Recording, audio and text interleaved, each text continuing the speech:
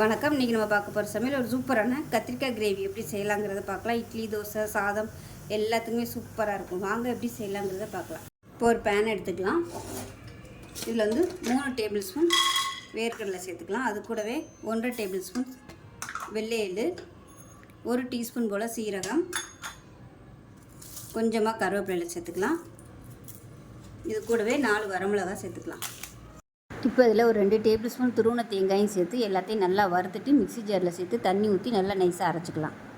இப்போ ஒரு கடாயை எடுத்துக்கலாம். கொஞ்சமாக எண்ணெய் விட்டுக்கலாம். இப்போ எண்ணெய் நல்லா சூடாயிருச்சு. இதில் பார்த்திங்கன்னா ஒரு 1/4 கிலோ அளவுக்கு கத்திரிக்காய், சின்ன கத்திரிக்காய் எடுத்து பூச்சி இல்லாமல் நல்லா 4ஆக கட் பண்ணி வச்சுருக்கேன். அதை சேர்த்துக்கலாம். சேர்த்து நல்லா வதக்கி எடுத்துக்கலாம். இப்போ பாருங்கள், கத்திரிக்காய் நல்லா வதங்கிடுச்சு. இதை வேறு பிளேட்டுக்கு மாற்றிக்கலாம். இப்போ எண்ணெய் நல்லா சூடாக இருக்குது. அதே எண்ணெயிலே கடுகு 1 டீஸ்பூன் சேர்த்துக்கலாம். சீரகம் 1 டீஸ்பூன் சேர்த்துக்கலாம். கருவேப்பிலையில் சேர்த்துக்கலாம். ஒரு 3 பச்சை மிளகாயை உடைச்சிட்டு சேர்த்துக்கலாம். இப்போ பொடியாக நறுக்குனா வெங்காயம் சேர்த்துக்கலாம்.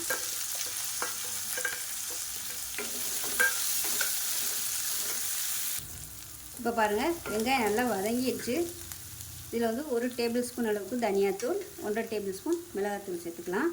சேர்த்து லேசாக வதக்கிட்டுக்கலாம். 1/4 டீஸ்பூன் மஞ்சள் சேர்த்துக்கலாம்.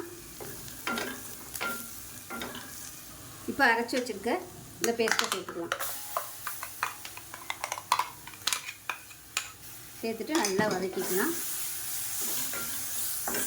இப்போ மிக்ஸி அலசிட்டு கொஞ்சமாக தண்ணி சேர்த்துக்கலாம். இது கொஞ்சம் நல்லா வதங்கட்டும். இப்போ பாருங்கள், நல்லா எண்ணெய் கசிய ஆரம்பிக்குது. இந்த ஸ்டேஜில் நம்ம வதக்கி வச்சுருக்க இந்த கத்திரிக்காயை சேர்த்து வதக்கிக்கலாம். இப்போ இதில் தேவையான அளவுக்கு உப்பு சேர்த்துக்கலாம். இப்போ நல்லா வதக்கிட்டு தண்ணி சேர்த்துக்கலாம். தண்ணி சேர்த்துட்டு கத்திரிக்காய் வேகிற அளவுக்கு விட்டுறலாம். மீடியமான ஃப்ளேமில் வேகட்டும்.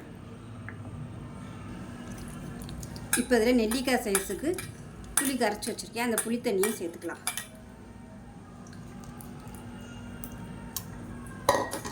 இப்போ அது நல்லா கொதிக்கட்டும்.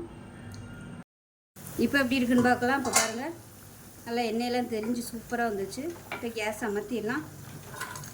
மேலே கொத்தமல்லியில சேர்த்துட்டு அமர்த்திடலாம்.